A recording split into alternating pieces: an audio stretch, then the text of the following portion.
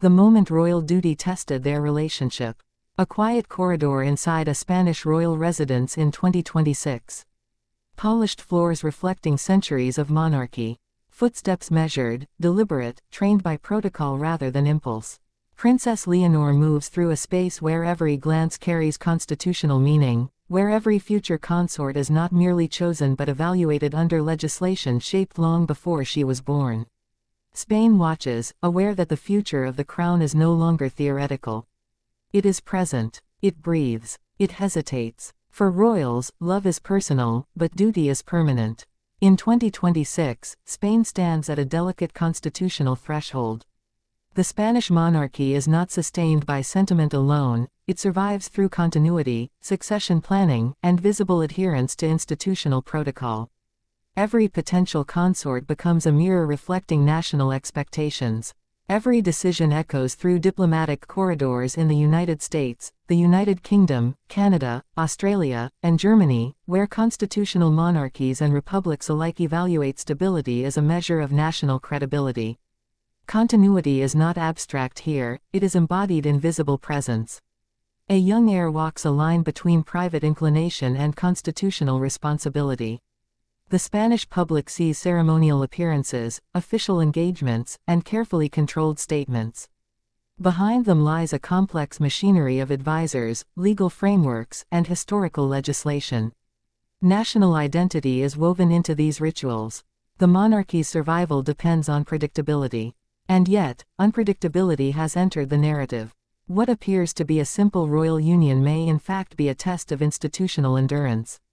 The first signals were subtle. A change in scheduling, a shift in diplomatic travel priorities, a recalibration of media protocol. Observers in London and Washington noticed a difference in tone, less spontaneity, more structure. Analysts in Germany discussed the implications for European diplomatic balance.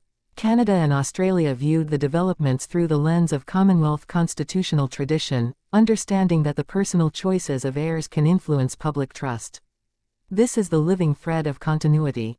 Under Spanish constitutional law, the crown does not belong to an individual, it belongs to a system that must endure beyond personalities. Advisors consider whether a future consort strengthens diplomatic ties, stabilizes public perception, and reflects national heritage. These are not romantic calculations. They are strategic evaluations shaped by legislation and historical precedent. And yet, an unspoken question begins to surface: is the true challenge not the relationship itself, but the weight of institutional expectation pressing upon it? The public narrative suggests harmony.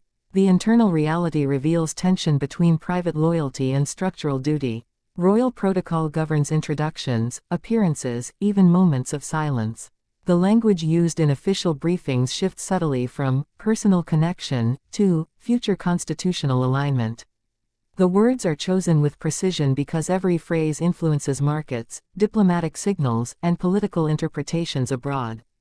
Diplomats in the United States discuss the economic symbolism of the Spanish monarchy's stability. British commentators compare the situation to earlier royal unions that tested constitutional resilience. German policy analysts focus on European heritage continuity. In Canada and Australia, commentators consider the broader implications for modern monarchy as a global institution navigating contemporary expectations.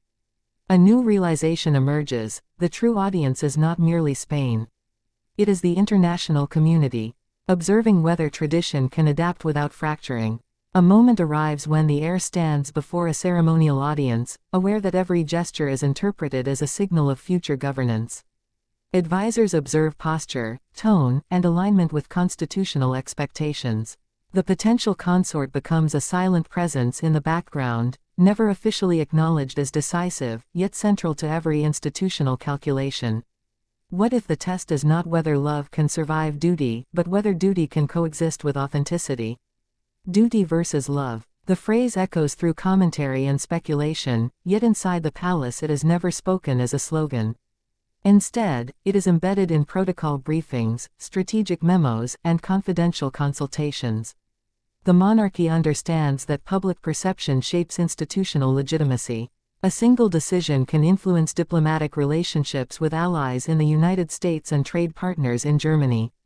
It can affect cultural narratives in the United Kingdom and constitutional debates in Canada and Australia. For royals, love is personal, but duty is permanent. A deeper layer remains unspoken. Advisors analyze historical legislation governing succession and marriage approval. The role of a future consort extends beyond companionship. It involves ceremonial diplomacy, national representation, and continuity of heritage. The Spanish crown evaluates whether a union reinforces institutional credibility or introduces uncertainty. Continuity is not abstract here, it is embodied in visible presence. A private meeting between senior royal officials signals a shift. The conversation is measured, restrained. Words like alignment, heritage, and constitutional symbolism dominate. The potential strain becomes visible in subtle scheduling changes and reduced informal appearances.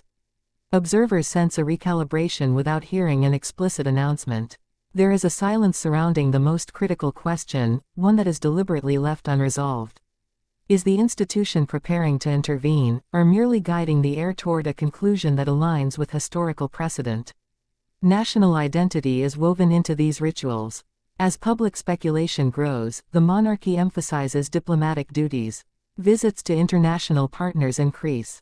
Speeches reference Spanish heritage, constitutional stability, and the enduring nature of the crown. Analysts in Washington describe the strategy as a reaffirmation of institutional strength.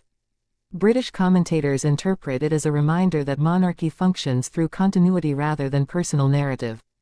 The economic impact of the crown becomes part of the discussion. Tourism forecasts, international investment confidence, and diplomatic trade negotiations are quietly linked to perceptions of stability within the Spanish royal household. A potential consort is no longer seen as an individual alone but as a symbol within a larger institutional ecosystem. A subtle crisis begins to form. Not a public scandal, not a dramatic confrontation. Instead, a gradual recognition that the heir's personal inclination may not align perfectly with the expectations encoded in constitutional legislation. Advisors weigh precedent against modern values.